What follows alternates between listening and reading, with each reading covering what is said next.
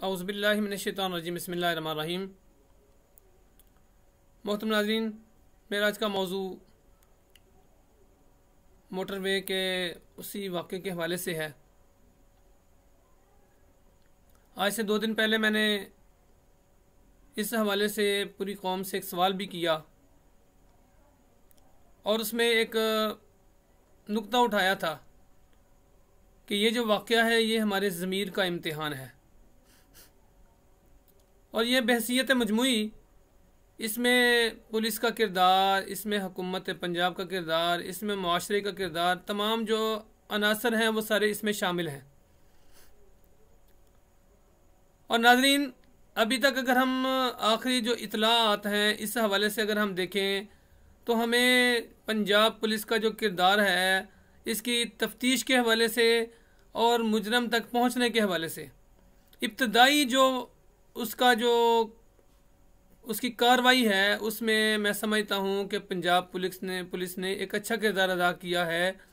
और अब तक की जो मालूमात के मुताबिक वो जो 2 मुल्ज़मान तक पहुँचे हैं और उन्होंने उनको नामज़द किया है, जिसका नाम, एक का नाम आबिद अली है और दूसरे का नाम वक़ारुल हसन है। और उनके हवाले से जो डेटा दिया जा रहा है, जो मालूमात दी जा रही हैं, मैं समझता हूँ अगर वो दुरुस्त हैं तो ये पंजाब पुलिस का एक खुश आइंद और एक काबिल तहसीन जो है कारनामा है। लेकिन नाजरीन, बात काबिल गौर है और ये बात तवज्जो तलब भी है कि हमारे मुल्क के अंदर हमारी पुलिस के मुतालिक ये आपने वो लतीफ़ा सुना हुआ है कि 3 मुल्कों के लोग जो हैं वो बैठे हुए थे और उसमें अमेरिकन था, चाइनीज़ था और पाकिस्तानी था। तो अमेरिकन ने कहा कि तीनों कह रहे थे हमारे मुल्क की जो पुलिस है वो बड़ी मेहनती है और बड़ी काबिल है। तो उन्होंने पूछा तुम्हारे कैसे वो काबिल है। तो अमेरिकन कहने लगा कि हमारे मुल्क के अंदर जुर्म होता है और 12 घंटे के अंदर अंदर मुजरम जो है वो गिरफ्तार हो जाता है।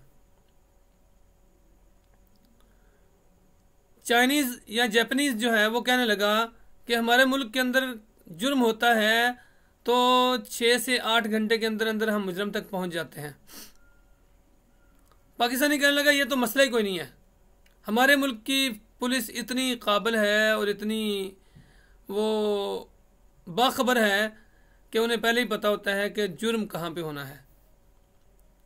तो ये हकीकत है बहुत बड़ी कि अगर पाकिस्तान की जो पुलिस है, हमारे जो तफ्तीशी इदारे हैं, वो एजेंसियां हों या वो कोई भी इस तरह का इदारा हो जिसने अवाम के जानो माल की हिफाजत करनी है, हकीकत में उनके अंदर एक पूरा सलाहियत उनके अंदर मौजूद है कि वो किसी भी मुश्किल जो गुत्थी है उसको सुलझा सकते हैं और मुजरम तक पहुंच सकते हैं। शर्त यह है कि उनके पीछे कोई सियासी जो कार्रवाई है या जो सियासत है वो उसमें शामिल ना हो जाए और वो मामला सियासत की नज़र ना हो जाए। लेकिन नाजरीन, अभी हमारा काम ख़त्म नहीं हुआ। अभी इसके अगर हम कहें तो इसके 3 मराहल हैं। पहला था उसके मुजरमान का तयन करना। मुजरमान का तयन हो चुका है बज़ाहिर अब तक की मालूमात के मुताबिक। अगर ये मालूमात दुरुस्त हैं और मुसद्दका हैं तो फिर अगला मरहला है मुजरम तक पहुंचना और उसको गिरफ्तार करना। यहाँ तक हमारी पुलिस जो है वो एक अच्छा किरदार अदा करती है। आम तौर पे अगर उनके पीछे मुजरमों के पीछे कोई सियासी पुष्टपनाही उनको ना हो तो मुजरम तक पहुंचना और उसको गिरफ्तार करना हमारी पुलिस के लिए कोई मुश्किल काम नहीं है।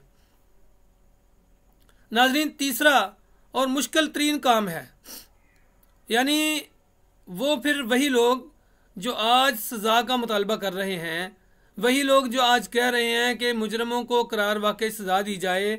ज़िंदगी का हर शोबा और हर शोबे से ताल्लुक़ रखने वाले मर्द हों, ख़वातीन हों, किसी भी शोबे से हों, वो दीनी जमातों से हों, वो सियासी जमातों से हों, वो सिविल सोसाइटी से हों, किसी भी हवाले से हों, हर एक का मुतालबा ये है कि मुजरमों को करार वाकई सज़ा मिलनी चाहिए।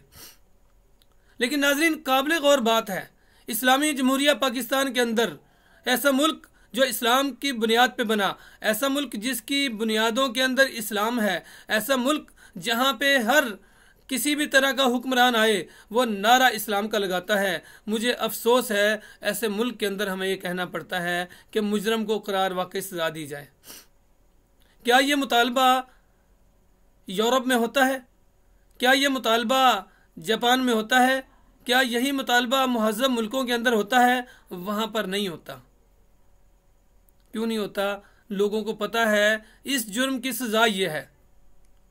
लेकिन अभी आपने पीछे देखा, पिछले वाक़यात में आपने देखा कि ज़ैनब के जो वाक़या था ज़ैनब का, और उसमें जब मुजरम पकड़ा गया तो वही लोग जो कल तक ज़ैनब के हामी थे और मुजरम की सज़ा के हामी थे, वही कहने लगे कि ये जुल्म है और ये ज़्यादती है। तो नाजरीन, ये असूल है कि अगर आप मुजरम को पकड़ेंगे नहीं, मुजरम को अगर सज़ा नहीं देंगे तो फिर नुकसान क्या होगा।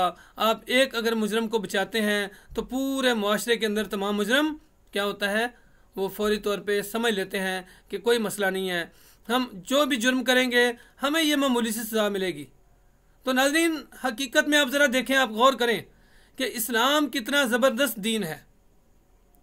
आप नमाज नहीं पढ़ते तो अल्लाह रब्बुल आलमीन ने इसकी सज़ा क्या मुकर्रर की है ज़्यादा से ज़्यादा, वो अलग एक बहस भी है, लेकिन उसमें जो सज़ा है वो बड़ी सज़ा नहीं दी। रोज़ा नहीं रखते तो उसकी सज़ा क्या है, यानी यह हकूकुल्लाह है। तो अल्लाह रब्बुल आलमीन ने कहा अगर तुम एक रोज़ा जानबूझ के छोड़ते हो तो पहले तो कहा कि रोज़े रखो लगातार, लेकिन उसके साथ अगर कहा अगर ये नहीं कर सकते तो 60 मिस्कीनों को खाना खिलाओ। कसम का है, अगर कसम तोड़ दी है तो उसके हवाले से भी यही है कि मिस्कीनों को खाना खिलाओ।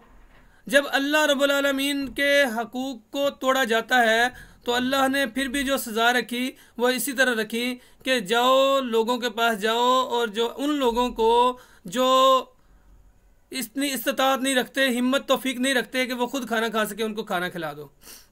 लेकिन जब बात आई बंदों की तो उसमें फरमाया कि इसके हवाले से अगर चोरी करता है बंदा उसके हाथ काटो। अब पूरी दुनिया के अंदर देख लें, चोर की जो सज़ा है, इस्लामी जो अहकाम है और जो इस्लाम के मुताबिक जो सज़ा है वो सबसे मौसर होगी, हकीकत पसंदाना होगी और इसकी वजह से मुआशरे के अंदर जुर्म नहीं होगा। तो क्या फरमाया, चोर के हाथ काटो, यानी वो उसका पूरे का पूरा जिस्म कसूरवार नहीं है, उसका हाथ काटोगे वो सारी ज़िंदगी दूसरों के लिए भी इबरत का ज़रिया रहेगा और उसने हाथों से काम किया ना, आइंदा वो ये काम नहीं करेगा। बिल्कुल इसी तरह फरमाया कि जो जानी है उसको संसार करो। बदकिस्मती से हमारे लोगों ने इसके खिलाफ भी फप्तियाँ कसी, हमारे अपने लोगों ने, इस मुल्क के लोगों ने कहा ये वहशियाना सजाएं हैं। नाजरीन, जब वहशियाना सजाएं अगर होती तो फिर सऊदी अरब के अंदर, ये जब सऊदी अरब में कवानीन नफज हो रहे थे, अहले इल्म जानते हैं कि लोगों ने कहा था अब तो पूरा मुआशरा टुंडा हो जाएगा। हमारे यहाँ भी एक आया था हुक्मरान और उसने भी यही कहा था अगर मैं चोर के हाथ काटने शुरू कर दूं तो पूरी कौम को टुंडा कर दूंगा। उसने बज़ाहिर ये ऐलान कर दिया कि सारी की सारी कौम चोर है। लेकिन नाज़रीन, अगर एक चोर को सज़ा मिलती है तो सऊदी अरब के हवाले से भी है कि जब वहाँ पे सज़ाओं का नफाज हुआ तो लोगों ने कहा पूरा सऊदी अरब टुंडा होगा, अब पूरी सऊदी अरब के सर कटेंगे। लेकिन आपने देखा आज जो लोग जो उम्रा की जिनको सादत मिली है उन्होंने देखा होगा कि वहाँ पे दुकानदार अपनी दुकानें खुली छोड़ के जाते हैं, नमाज पढ़ने जाते हैं। किसी को जुर्रत नहीं होती कि वहाँ चोरी कर सके, किसी को जुर्रत नहीं होती वहाँ पे ज़िना करे, किसी को जुर्रत नहीं है। हाँ, जुर्म होता होगा लेकिन अब ये जो नाम नहाद मुहज़्ज़ब मुल्क है उनके मुकाबले में बहुत कम है, बराए नाम जुर्म है वहाँ पे। तो आज भी हमारे मुल्क की बका इसमें है कि हम इस्लाम का जो कानून है, इस्लाम का जो निज़ाम है जज़ा और सज़ा का, उसको नाफिज कर दें। अगर हम नाफिज कर देते हैं तो किसी को जुर्रत नहीं होगी कि वो किसी ज़ैनब की तलाश में हो, किसी को जुर्रत नहीं होगी कि वो किसी खतून की तलाश में हो, किसी को जुर्रत नहीं होगी कि दौरान डकैती, ये जो दोनों मुलजमान हैं इससे पहले माँ बेटी के साथ डकैती के दौरान इज्तिमाई ज़्यादती कर चुके हैं। ये बदकिस्मती की बात है। ये वक़ार शाह, उसके मतलब कहा जा रहा है कि 15 दिन पहले वो ज़मानत पर रहा हुआ था, आधी मुजरिम है। तो अगर इनको सज़ा मिली होती तो ज़िंदगी भर ये कभी ना सोचते। आइए आज अभी हमारे हिस्से का काम अभी बाकी है। मुजरमों को सजा दिलाने तक हमें अपना किरदार अदा करना है। अगर हम आज अभी रुक गए और इसी बात पे मुतमईन हो गए तो फिर यकीन करें, फिर अभी तो ये हम कहेंगे ये ट्रेलर है, फिर इसके बाद जो सीन चलेंगे वो बदकिस्मती से बदतरीन होंगे। लिहाजा ये आज अपने हिस्से का काम कर लें और हम मुजरमों को सजा दिलाने तक अपना किरदार अदा करते रहें। इंशाअल्लाह ताला अगर हमने ये काम कर लिया, हमारा मुल्क एक पुरअमन मुल्क बन सकता है, हमारा मुआशरा पुरअमन मुआशरा बन सकता है। हमारी माओ बहनों की तरफ किसी को नज़र उठाने की और बद नज़री से देखने की जरूरत नहीं होगी। अल्लाह ताला हमें अब हुस्न अमल करने की तौफीक अता फरमाए।